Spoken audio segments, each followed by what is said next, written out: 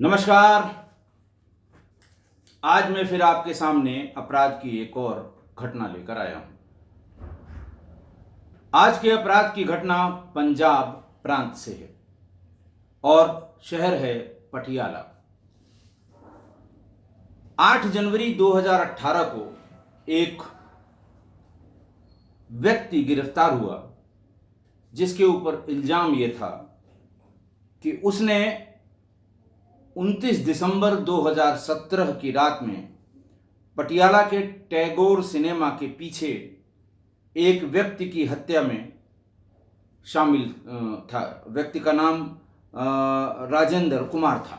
17 से पुलिस इस पे बहुत मेहनत कर रही थी, लेकिन व्यक्ति का पता नहीं लग रहा था। इसके अलावा पटियाला शहर में कम से कम 3 ऐसी अज्ञात हत्याएं 95 के बाद से थीं कि उसमें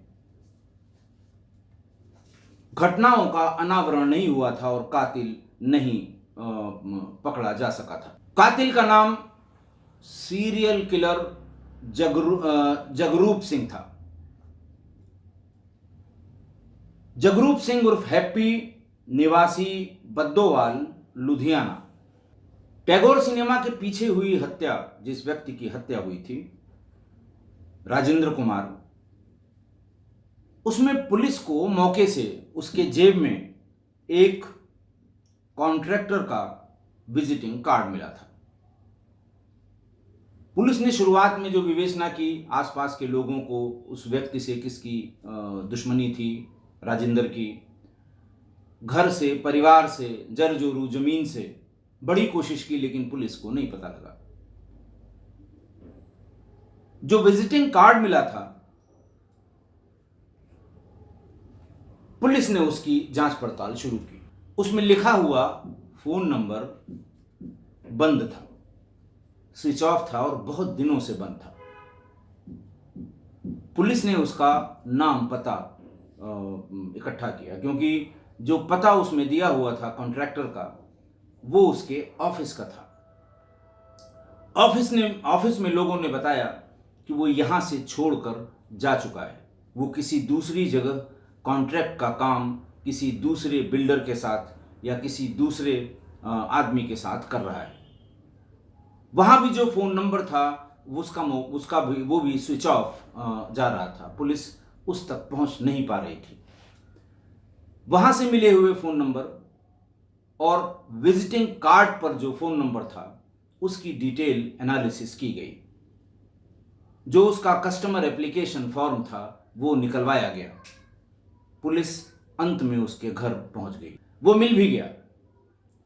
उससे पूछा गया कि ये कार्ड आपका फला व्यक्ति जो राजेंद्र है, उसके जेब से 29 दिसंबर 2017 को टैगोर सिनेमा के पीछे मिला था। उसने बताया कि नहीं साहब, हम बहुत ज़्यादा इसको नहीं जानते हैं, और विजिटिंग कार्ड तो हम बहुत ढेर सारे लोगों को, जहाँ भी काम की तलाश में जाते हैं या जो कोई हमसे काम के लिए, जो रॉ मटेरियल की सप्लाई के लिए जो भी हमसे संपर्क करता है, हम उसको अपना विजिटिंग कार्ड दे देते हैं। पुलिस ने इसी सिलसिले में उसकी मकान मालकिन, जो एक महिला थी, मकान मालकिन से बात शुरू की कि ये कितने दिन से यहाँ रह रहा है, कौन इसके यहाँ आता है, परिवार में कौन है, दुनिया भर की बातें। और बात करते करते पुलिस ने ये पूछा कि आप यहाँ अकेली रहती हैं। उसने बताया कि हाँ, हम यहाँ अकेली ही रहते हैं, और ये भी बताया कि हमारे पति काफी समय से लापता हैं। महिला का पति सिंचाई विभाग में सरकारी मुलाजिम था।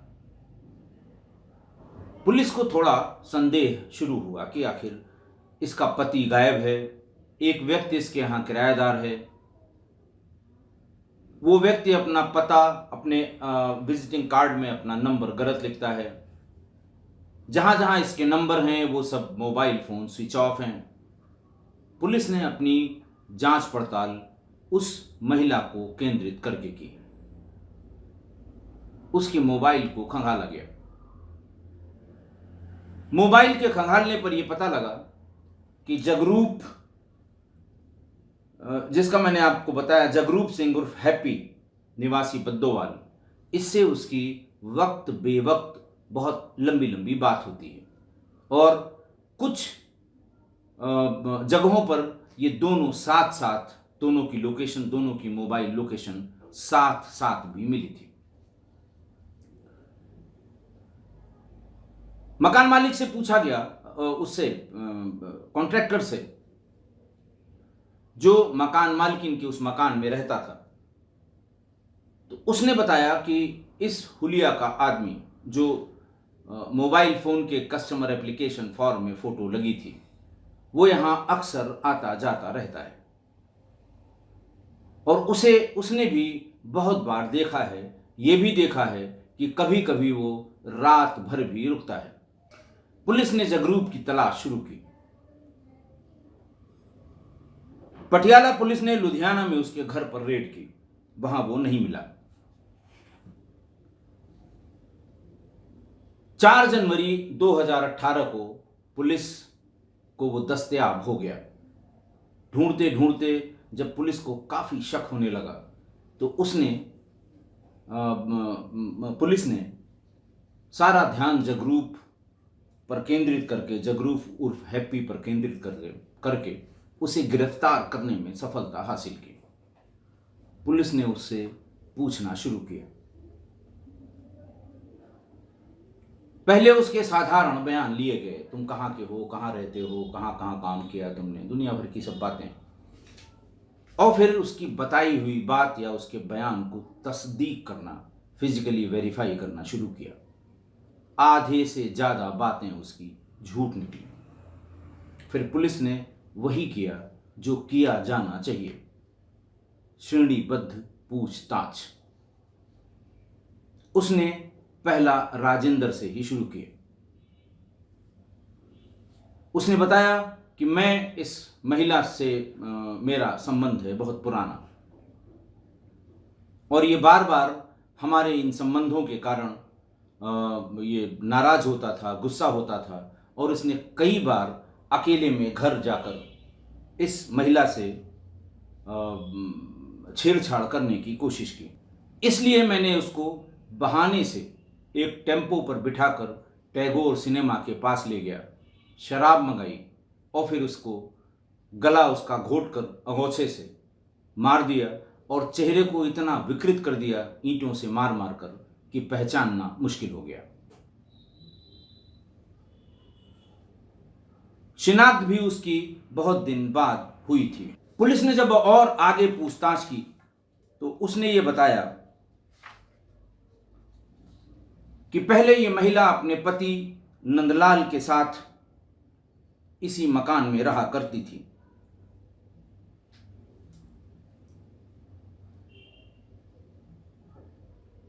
मेरे और उस महिला हेमा जिसका नाम था, उसके संबंध में बीच बीच में उसका पति नंदलाल शक करने लगा, कहने सुनने भी लगा और एक दिन उसने ये कहा कि अब तुम मेरे घर मत आया करो, मुझे तुम्हारी हरकतें पसंद नहीं हैं। हेमा ने फौरन जगरूप से कहा कि अगर इसको मार नहीं दोगे तो तुम यहां पर नहीं आ सकते।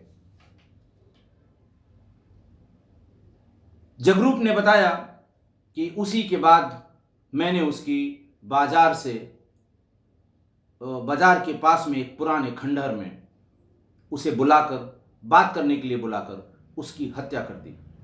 बाद में अपने ट्रक में उसको लाद कर एक नहर में फेंक दिया। इसीलिए नंदलाल का आज तक पता नहीं लगा। डीएसपी सौरभ जिंदल ने बताया कि जगरूप सिंह के साथ संबंध बनाने के बाद 2001 में हेमा ने अपने पति का कत्ल करा दिया था। जहां यह कत्ल हुआ था वो काकोवाल रोड लुधियाना के एक खाली प्लॉट में हुआ था, जिसकी बॉडी आज तक नहीं मिली। एक तो राजेंद्र के कत्ल की गुत्थी सुलझी, दूसरा हेमा के पति नंदलाल के भी कत्ल की गुत्थी सुलझ गई। उसके बाद एक एक करके ऐसे तमाम केसों की फाइलें जो पुलिस में बंद हो चुकी थीं वो खुलनी शुरू हुई। उसने बताया कि DIG Shri DSP Shri Saurabh Jindal, DSP Shri Saurabh Jindal ने बताया कि वर्ष 1995 में जगरूप अपने दोस्तों के साथ लूटपाट करते समय शिमलापुरी लुधियाना में एक महिला को मार चुका है।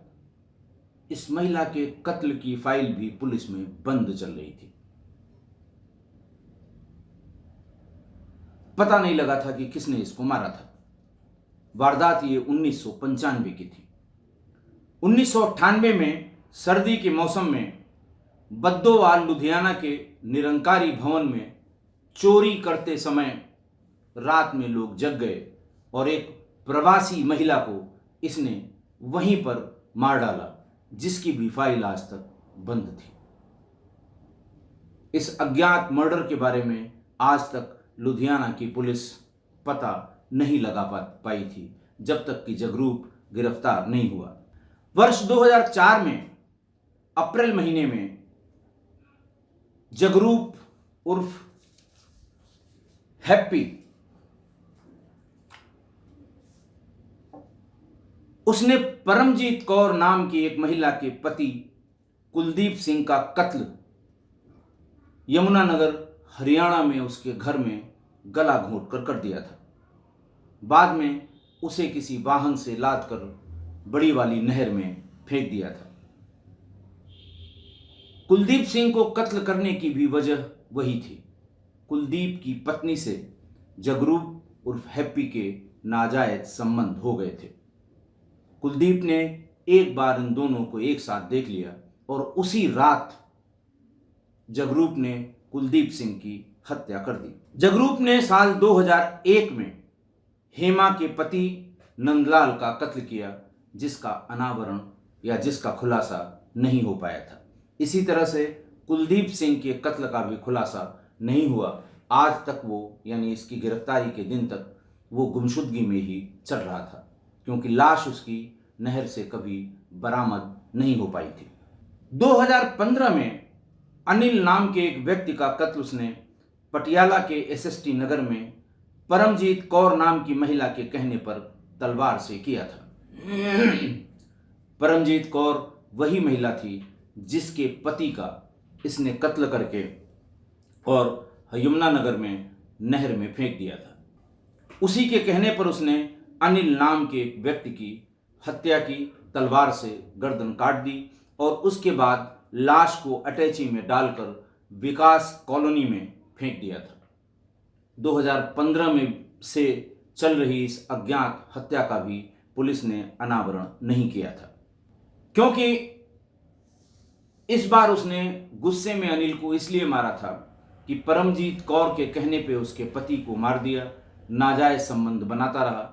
लेकिन एक दिन इसकी जानकारी में आया कि अनिल भी उसकी गैर मौजूदगी में परमजीत कौर से संबंध बनाता है, लिहाजा उसको तलवार से काटकर अटैची में डालकर विकास कॉलोनी में फेंक दिया था।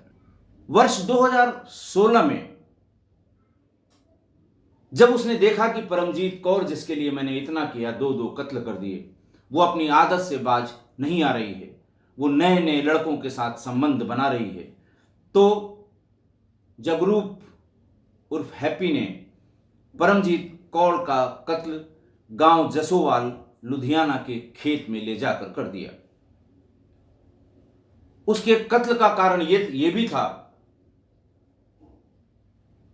कि उसको जसपाल के हेमा से संबंधों का पता लग गया था और वो बार बार इसे मना करती थी कि मेरे रहते हुए तुम हेमा के पास क्यों जाते हो। इसीलिए परमजीत कौर का भी उसने कत्ल कर दिया। परमजीत कौर के अज्ञात मर्डर का मुकदमा का एफआईआर थाना डेहलों जिला लुधियाना में दर्ज किया गया था, जो अब तक खुला नहीं था।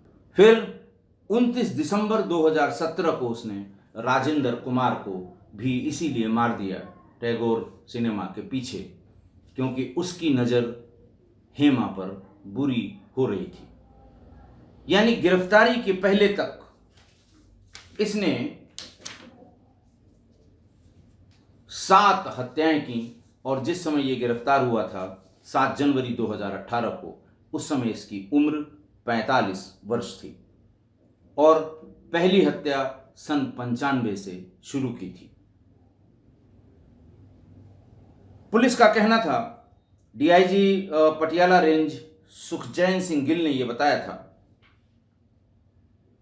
कि जिन जिन हत्याओं का खुलासा इसके पूछताछ के आधार पर हुआ है, उन सब में किसी न किसी महिला की वजह से, जिससे इसके संबंध थे, ये सारी हत्याएं की गईं।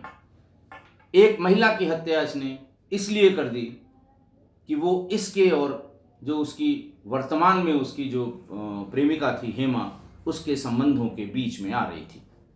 शुरुआत के 2 मर्डर इसने चोरी करते समय किए थे, उनका भी अनावरण नहीं हो पाया था। सुखचैन सिंह गिल साहब डीआईजी पटियाला रेंज ये बताते हैं कि इसने सारे कत्ल इतनी सफाई से किए कि पुलिस को आज तक, यानी गिरफ्तारी तक, इन सारे कत्ल की तफ्तीशों में कभी वो इस तरफ नहीं आया। इस कत्ल का भी कोई खुलासा न हो पाता यदि उस कॉन्ट्रैक्टर का विजिटिंग कार्ड इसकी जेब में न छूट गया होता। कभी नहीं हाथ में आता ये, अगर उस कॉन्ट्रैक्टर के का जो विजिटिंग कार्ड था उसकी जेब में न मिला होता। मैंने आपको बताया कि एक व्यक्ति वर्ष 1995 से 2018 तक 7 हत्याएं करने के बाद भी पुलिस के हाथ नहीं चढ़ा। 2017 यानी साल भर पहले की राजेंद्र की हत्या में वो पकड़ा गया तो पुरानी सभी हत्याओं के बारे में पता लगा। ये सिर्फ इसलिए बता रहा हूं कि तमाम ऐसी हत्याएं आपके आसपास, तमाम ऐसी घटनाएं आपके आसपास जो पुलिस ने अभी तक, जिसको पुलिस अभी तक उसका खुलासा नहीं कर पाई है, ये सब आपके आसपास मिल जाएंगी।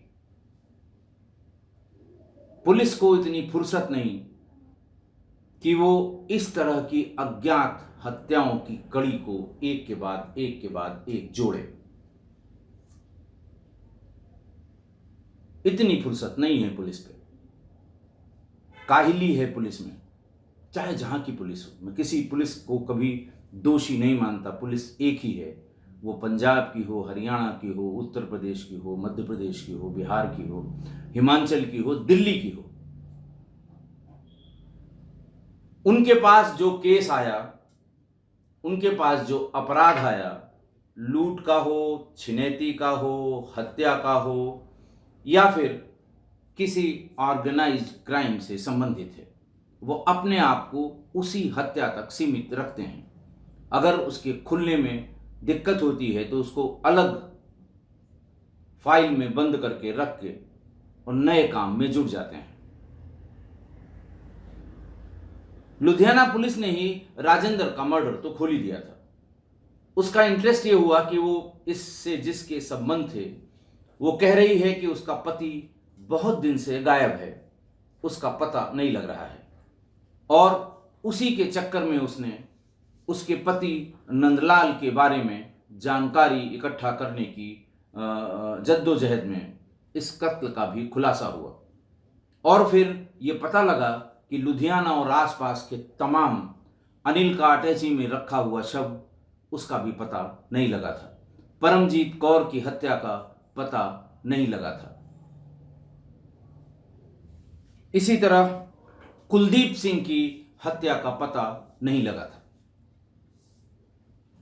इतनी सारी हत्याओं में, 7 हत्याओं में सीरियल किलर का, डीआईजी रेंज साहब का ये सुखचैन सिंह गिल साहब का ये कहना है कि ये खुद तो ऐश करता था, पैसे की कोई कमी नहीं थी, महिलाओं को अपने जाल में फंसाता था, खासकर यंग लड़कियों को, उनसे गलत काम करवा के और पैसे इकट्ठा करता था, और जिस किसी महिला से इसके संबंध थे उसके रास्ते में अगर कोई भी आया तो उसे कत्ल करने में इसे जरा सा भी गुरेज नहीं हुआ। सारे कत्ल इसने ठंडे दिमाग से पूरी उसकी प्लानिंग करके और उससे बचने के सारे तरीकों का इस्तेमाल करके इसने किए थे। जैसे जब इसको कत्ल करना होता था, ये कभी अपना मोबाइल अपने साथ नहीं ले गया। जब से ये मोबाइल की कॉल्स पता लगनी शुरू हुई हैं, कम से कम 2004 के बाद का जो जितनी भी इसने घटनाएं की थी, किसी में ये मोबाइल अपना नहीं ले गया। पुलिस ने हर अज्ञात हत्या में अपने सारे तरीके लगा दिए थे, कोशिश की थी कि इनका पता लग जाए। डीआईजी साहब का और जो डीएसपी सौरभ जिंदल हैं, इन्होंने जब प्रेस को ब्रीफ किया था, प्रेस वालों ने इतनी हत्याओं के खुलासे और एक सीरियल किलर के गिरफ्तारी में बहुत से सवाल पूछे थे। तो ये बताया गया था कि ये मानसिक रूप से बीमार व्यक्ति है। महिलाओं से संबंध बनाना और रास्ते में जो कोई भी आ जाए, वो कोई भी हो, उसका कत्ल कर देना।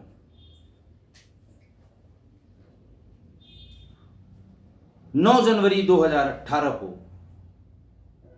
45 वर्षीय जगरूप सिंह उर्फ हैप्पी को पुलिस ने गिरफ्तार करके जेल भेज दिया। साथ ही साथ इसकी प्रेयसी, इसकी जो प्रेमिका थी हेमा, उसको भी गिरफ्तार करके जेल भेज दिया, क्योंकि हेमा को इन सभी हत्याओं की जानकारी थी, खासकर राजेंद्र की हत्या की जानकारी और अपने पति नंदलाल की हत्या की जानकारी।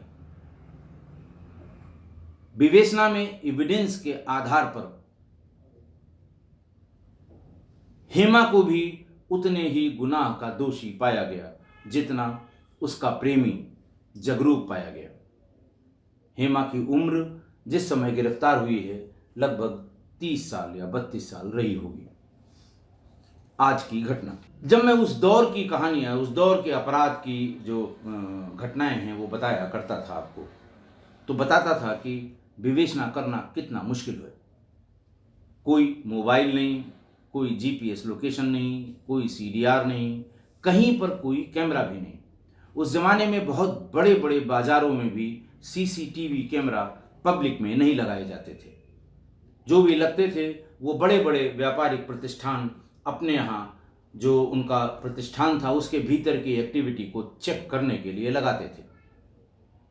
ऐसे में बहुत मुश्किल होता था विवेचना करके असली मुलजिम तक पहुंचना।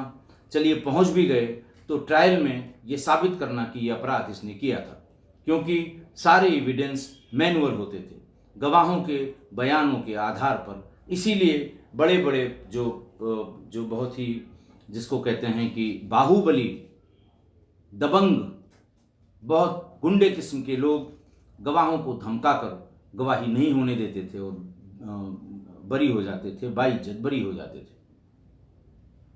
लेकिन 2004 के बाद से, जब से मोबाइल और 2010 के बाद से जब से सीसीटीवी फुटेज और 2015 के बाद से जब इंटरनेट की एक्टिविटी का भी संज्ञान पुलिस लेने लगी, उसके बाद से बहुत कम ऐसे केसेस होंगे, खासकर गंभीर अपराध के, जिसमें मुलजिम का पता न लगा हो। मेरी समझ में ये अब तक नहीं आया, आप इतने गौर से इस अपराध की सही सत्य घटनाओं को सुनते हैं कि कैसे कैसे पुलिस ने पता करके असली आरोपी तक, असली मुलजिम तक अपनी पहुंच बनाई, फिर भी लोग अपराध करते हैं। क्यों करते हैं ये वही बता सकते हैं, जबकि वो जानते हैं आसपास तमाम ऐसी, पहले कौन कितना क्या करके निकल गया इसका तो मैं नहीं कहता, लेकिन इधर पिछले 5-7 सालों से जब इलेक्ट्रॉनिक एविडेंस अपने शबाब पर है, जब इन्वेस्टिगेशन के लिए जो टूल्स हैं, इलेक्ट्रॉनिक टूल्स हैं, वो बहुत इफेक्टिव हैं, जब इंटरनेट से ट्रैक किया जाना बहुत आसान हो गया है, तब भी लोग उनकी मति मारी जाती है जब वो अपराध करते हैं, क्योंकि पुलिस हर हाल में उन तक पहुंच जाती है। वो कुछ भी करें लेकिन पुलिस पहुंच जाती है। फिर भी इस सीरियल किलर ने अपनी आदत से बाज न आते हुए इतनी महिलाओं की हत्याएं कर दी। आज की घटना, चाहे जितनी चालाकी करे अपराधी, लेकिन अपने पीछे कुछ न कुछ ऐसा छोड़ जाता है जो उस तक पहुंचने के लिए पर्याप्त होता है। राजेंद्र की जेब में अगर विजिटिंग कार्ड नहीं होता तो वहां तक पहुंचना मुश्किल था, लेकिन अपराधी ने एक सबूत वहां पर ऐसा छोड़ा कि पुरानी 7 हत्याएं खुल गईं और लोगों को लगा कि अब मरने के बाद व्यक्ति को जिसकी हत्या हुई है उसे न्याय मिल जाएगा। मैं किस्सा कोई परिवार के लोगों से बार बार मैंने अनुरोध किया, मैं एक बार फिर अनुरोध करता हूं कि आपके दिमाग में अगर इस तरह की कोई बात जो आपको कोई गलत करने के लिए मजबूर कर रही है, या आपका ऐसा कोई शौक जो आपको गलत रास्ते पर ले जा रहा है, बराए मेहरबानी ऐसा कभी न करें। अब अपराध को छिपाना बहुत मुश्किल है। पुलिस का अपराधी तक पहुंच जाना ज्यादा आसान है, इसलिए ऐसा कुछ न करें, न किसी व्यक्ति को इसके लिए प्रेरित करें।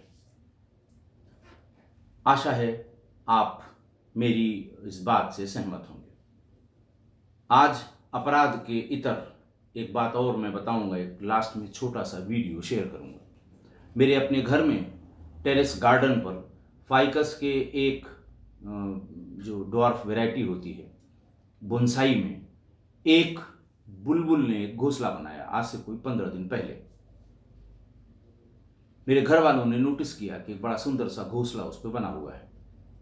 मैं उसको हर दिन सुबह शाम देखता था। घोंसला बनने के 7वें दिन उसमें एक अंडा दिखाई पड़ा। बुलबुल शाम को हर हाल में घोंसले में रहती थी। दूसरे दिन उसमें 2 और अंडे मिले, कुल मिला के 3 अंडे हो गए। और उसमें बुलबुल सुबह शाम जब मैं जाते हुए उसको झांक के देखता था, बुलबुल उस पर बैठी रहती थी।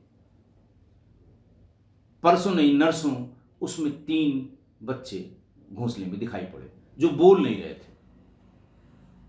कल जब मैं शाम को ऑफिस से आया तो उनकी चूं चूं की आवाज आ रही थी, और जो बुलबुल थी वो उनको कहीं से भी कीड़े मकोड़े लाके या जो भी खाना उसका होता था वो उसको खिला रही थी।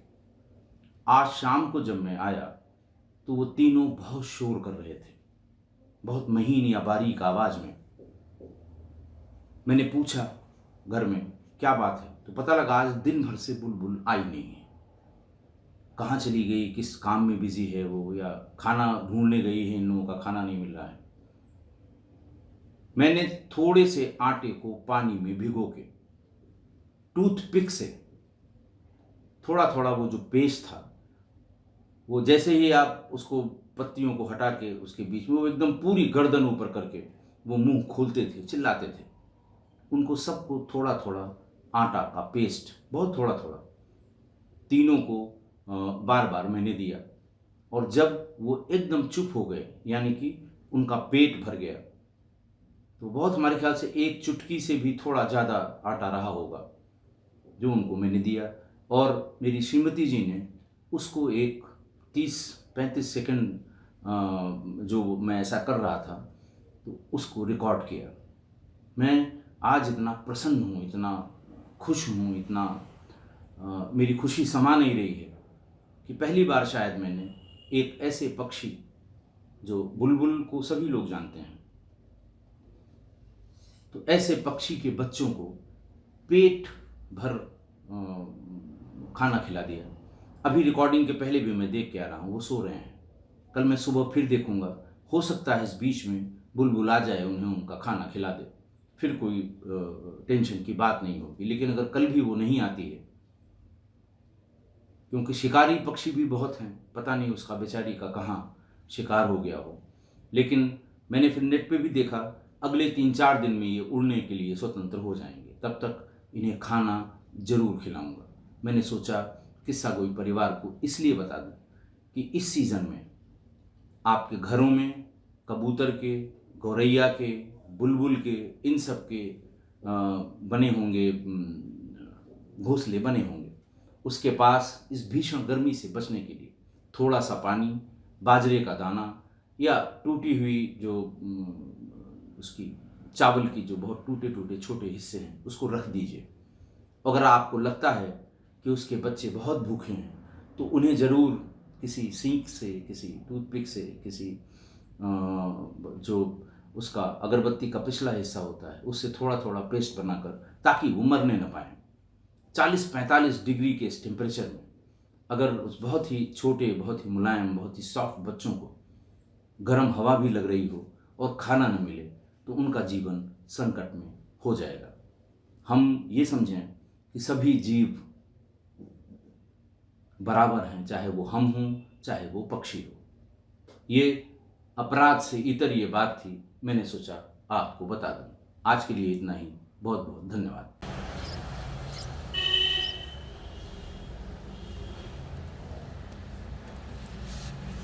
एक मिनट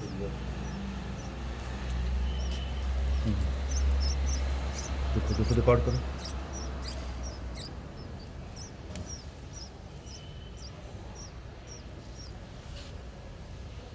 बहुत सुंदर रिकॉर्डिंग होगी, तुम बच्चों को भेजोगी, बच्चे एकदम खुश हो जाएंगे।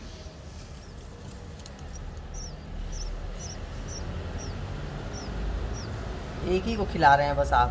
नहीं भाई, बस अब रह दीजिए, हो गया, खा